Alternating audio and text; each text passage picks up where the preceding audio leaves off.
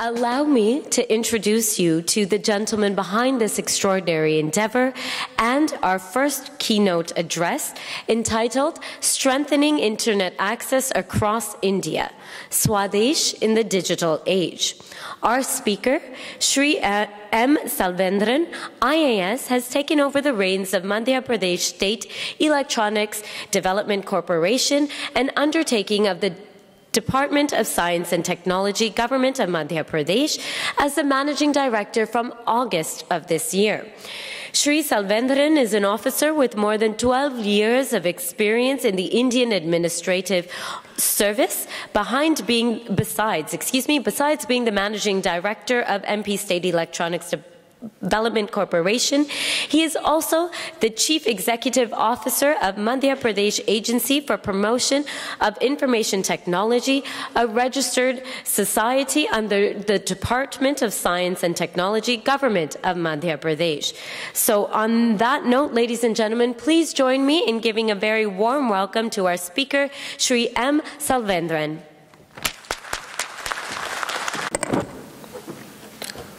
A very good morning to all.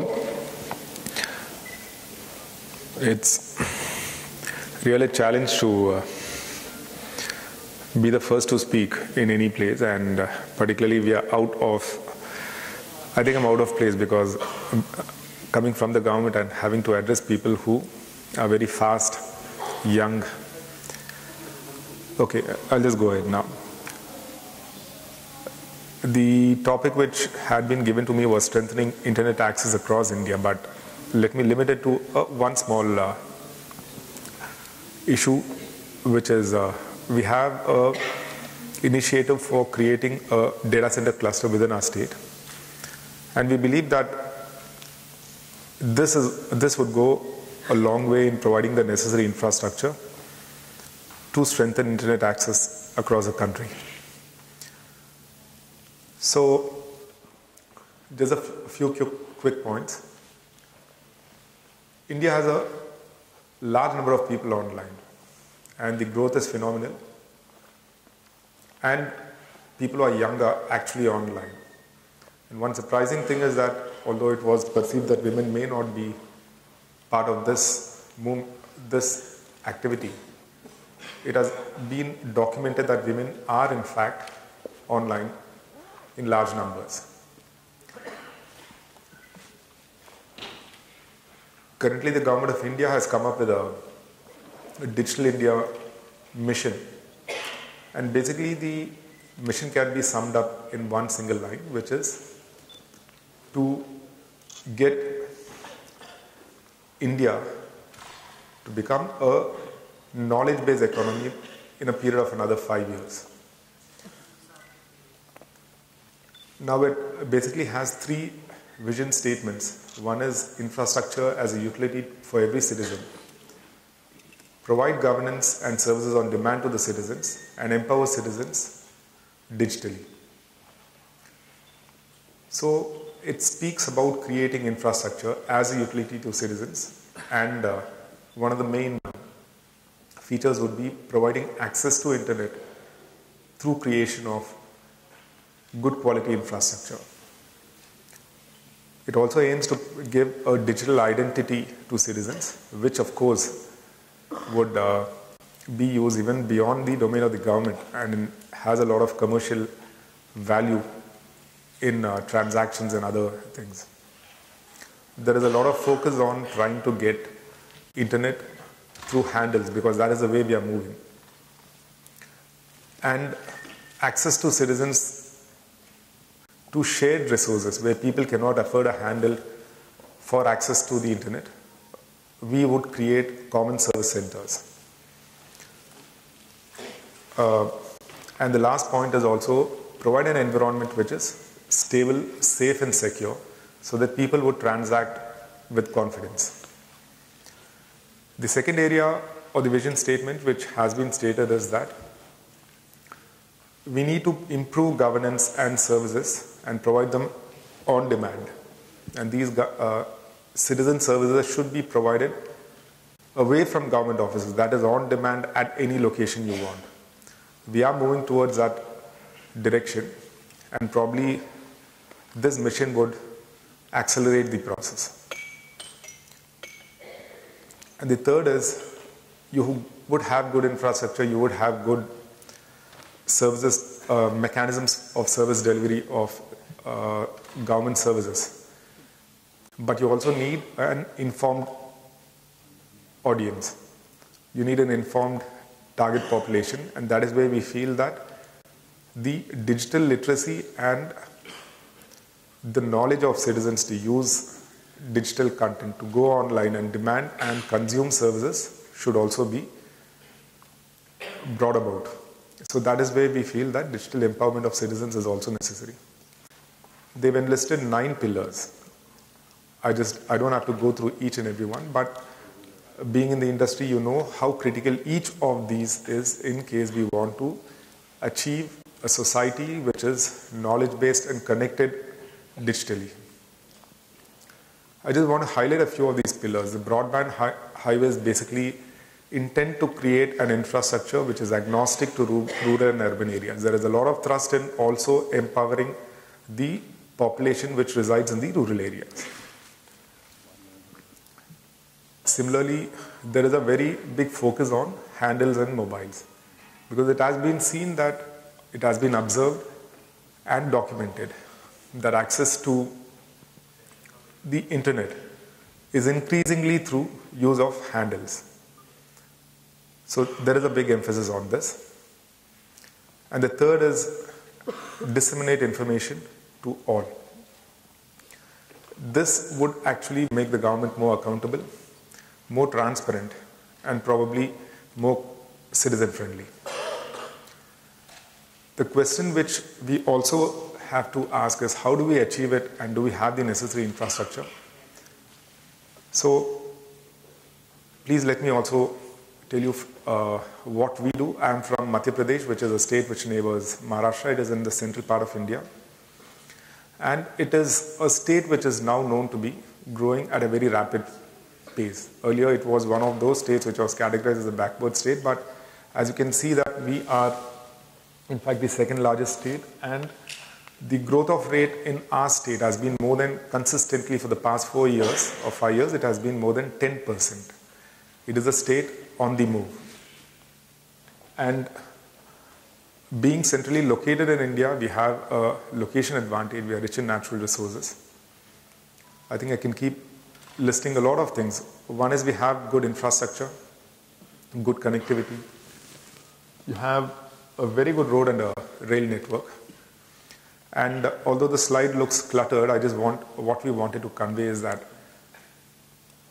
the state has a lot of, it is predominantly rural, but it is growing and it is coming up with a lot of good things where investors would be interested in. Like, we are one of the states which has been able to demonstrate our ability to leverage public-private partnerships successfully.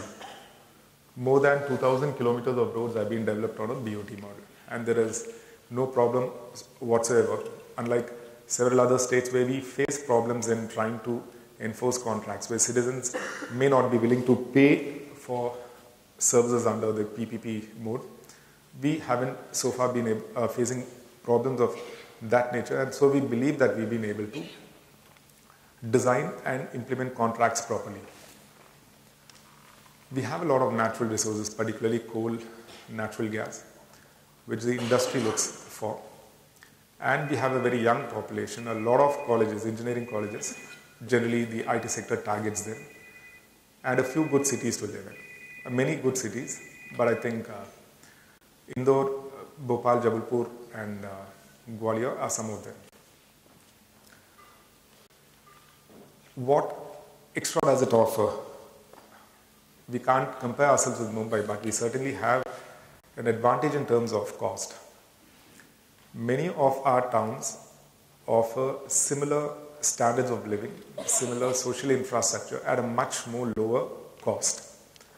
So I feel there is a great advantage for people who are looking for a cost advantage and for looking to add value in terms of cost efficiency to your sector. And these are some of the advantages, natural advantages which our state has, which I have actually been listing about. And out of the several sectors which our state has now targeted, we have been having a 20% growth rate in agriculture in the past 6 to 7 years. And now we want to transform from a predominantly agro-based economy to a knowledge-based economy.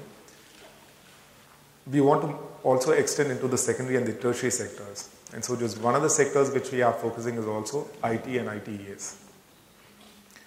We have a very committed political leadership which has expressed its intent to take things forward. We recently had a Global Investor Summit in Indore, which was a very big success, and I think at least some of you all might have attended it and most of you all would have read or heard about it. Madhya Pradesh has some advantages. Once again, I'm just trying to market my state since I've been given this opportunity. And I would state that primarily we have 2 or 3 selling points. One is we have a problem of plenty. It is actually a pleasant problem because we have surplus electricity, because of which 24/7 power availability can be ensured for anyone who comes into our state at reasonable prices.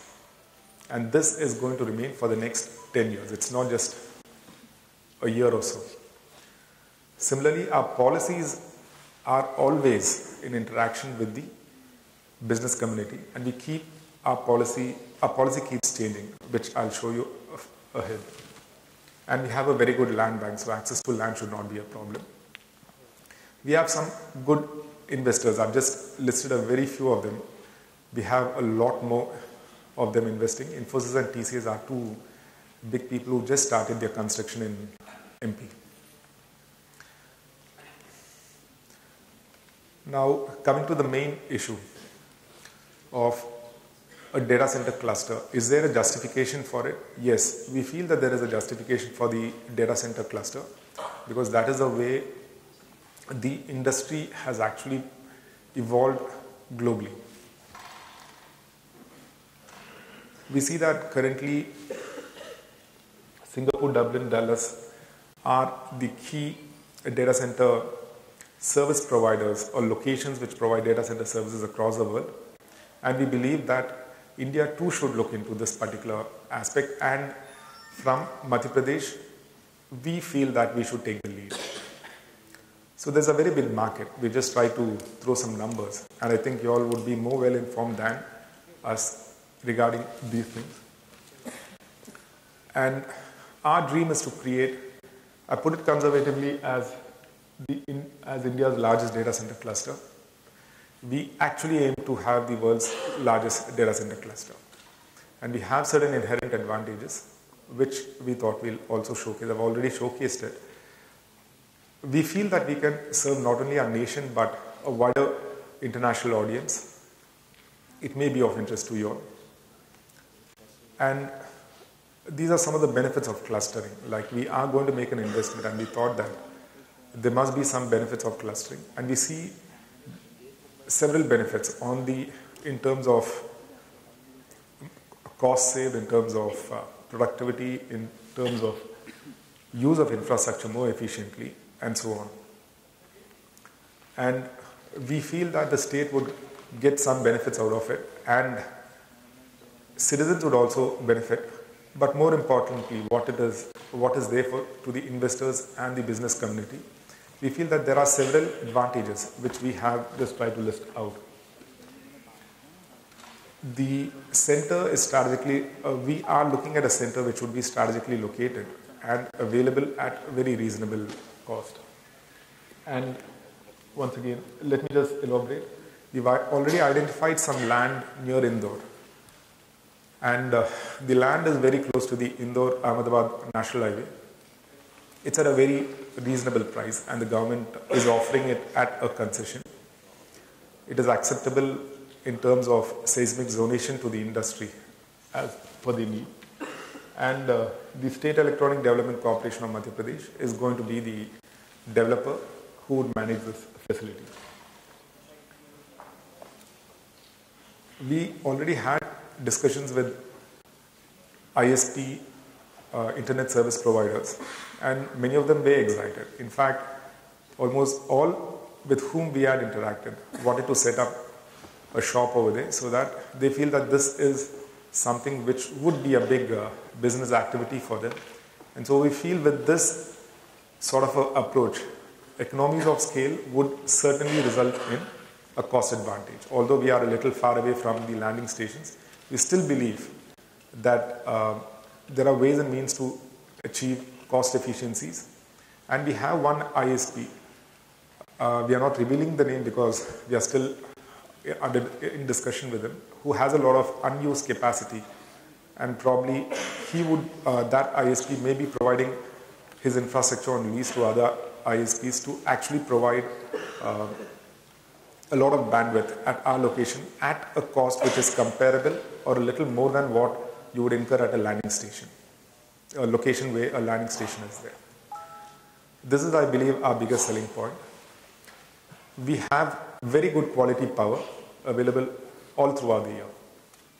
And as I stated earlier, it is a problem of plenty which we face. And the price is probably, to put it conservatively, we have a cost advantage of at least 25 to 30% over other locations. And if I compare it to the place where we are today, Mumbai, we certainly have a much greater cost advantage. The installed capacity in Madhya Pradesh as of date is something at around 14,000 megawatts, and the consumption in Madhya Pradesh at the peak consumption at any point of the year is something at around 9,000 megawatts. So you have around 25, 30 or little more than 40% of the power which is being sold to other places. Hence, we have a very big advantage in this. And the way the tariff is fixed, because it is done through an independent authority, we still compared and found that our tariffs are much, much lower than what you find elsewhere.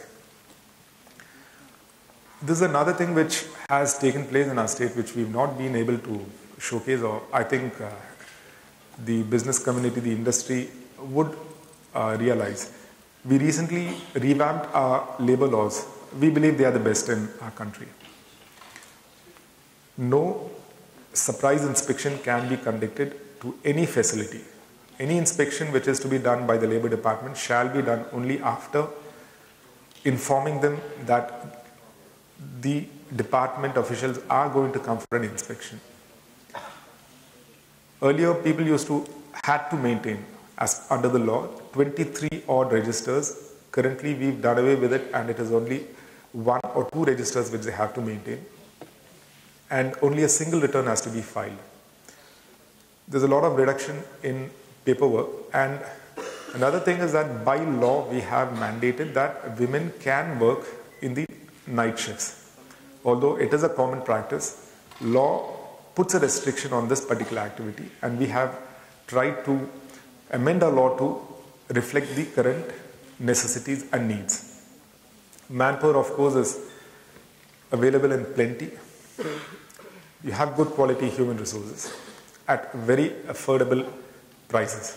This would be, yesterday there was the small dinner which HostingCon had organized, and I was really surprised when I interacted with few people who were in fact mentioning the cost advantage with a place like Indore has, but we've not been able to market it properly outside. And this, I believe, would be our best selling point. Facilitation, we do it through a single window clearance system. People registered with us for land in the month of October. We've already allotted land to at least 3 to 4 people. And probably by the end of this month, all the other people would get land. And all the clearances, particularly 2 very difficult to get by, the building permissions and environment clearance, are given only through a single window system. There's a very intensive monitoring for our ability to deliver on this front, and each project has an investment relationship manager.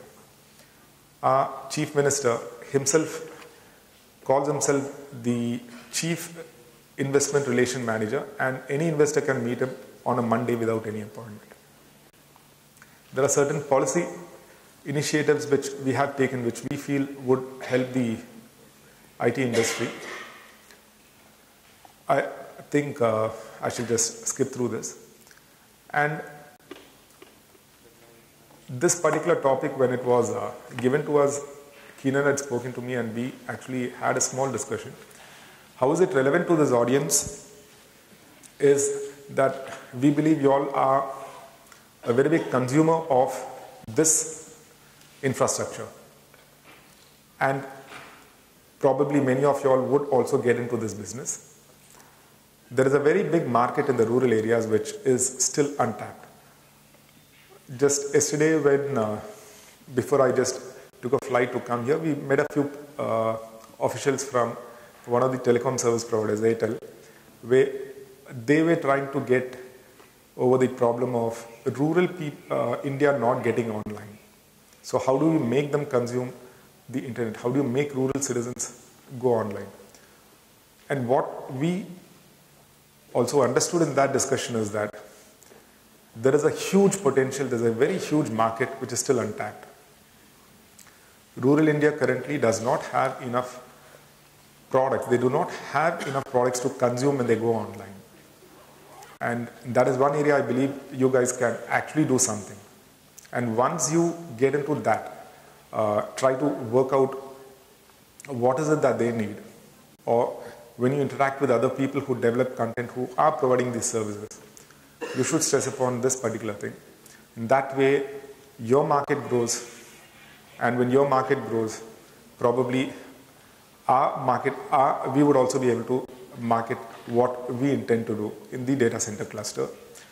And we believe that in the times to come, another happening, which is also a possibility, is that law may require people to have these servers, have their data centers within the physical boundaries of our nation.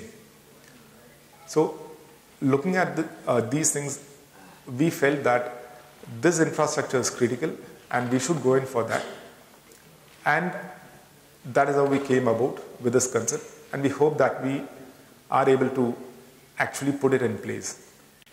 And we invite you all to partner us in achieving this dream of Digital India, one by participating in our own activity and also the other activities which we have listed, which is the thought process which the government, which is of today, which wants our society, our nation to move towards a knowledge, to become or to transform itself into a knowledge-based society. We hope that we achieve that dream and we share a better future and we share a better India. Thank you.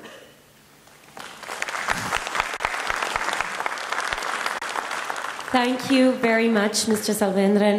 At this time, I'd like to open up the floor to any questions, if you'd take them from the audience, please. It was a very informative session, and I think really drove home what an incredible endeavor this is, and hopefully will open up investments from everyone over here. Thank you. So we really hope so. So are there any questions from the audience at this time?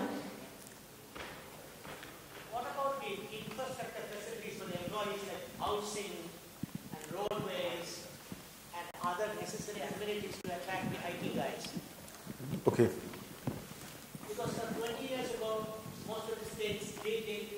Now we are doing it 20 years later. But data center is a huge business. There's still an opportunity. But what is probably equally important is the necessary housing and the factory amenities for the youngsters to work there. Right.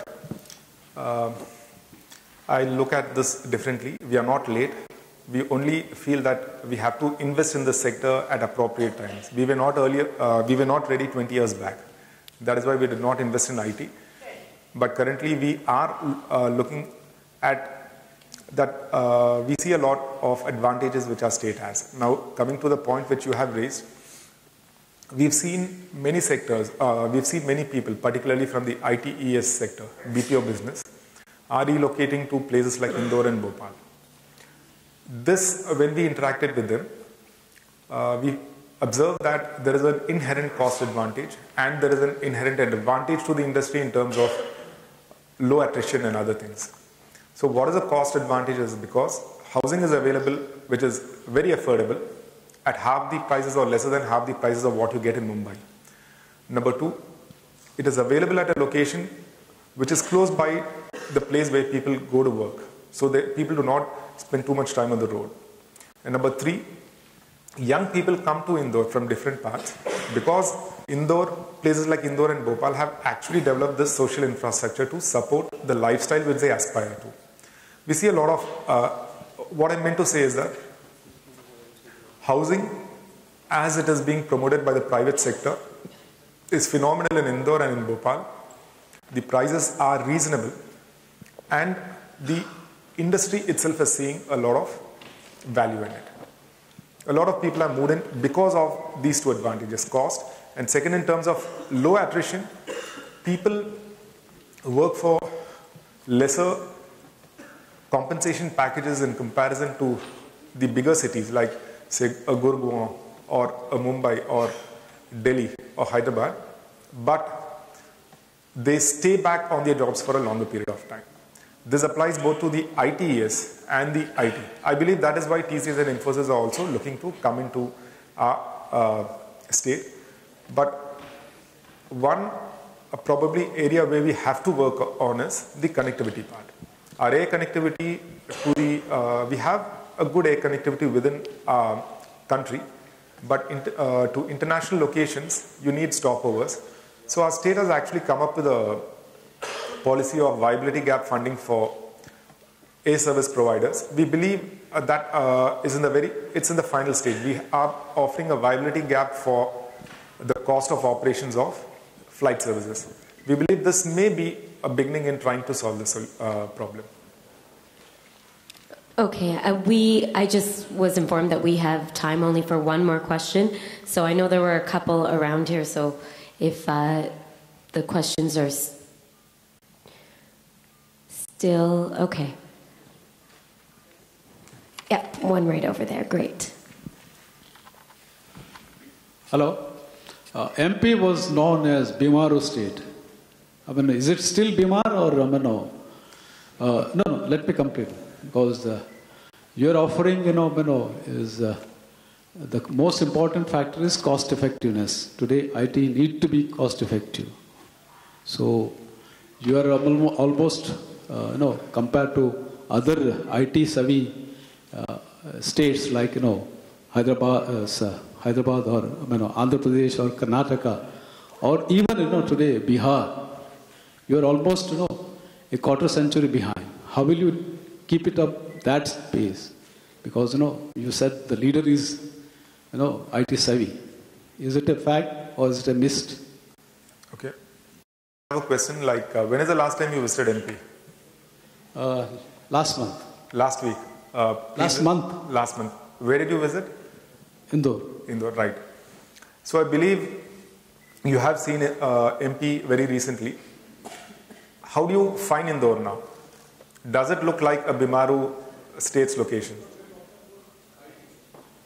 I'm coming to that part, but okay, let me put the answer in this way. I just try to highlight the growth rates that our state has achieved in the past 5 to 6 years. We have achieved a growth rate of more than 10% consistently, and more importantly, in agriculture we've been having a growth rate of more than 20% for the past 5-6 years.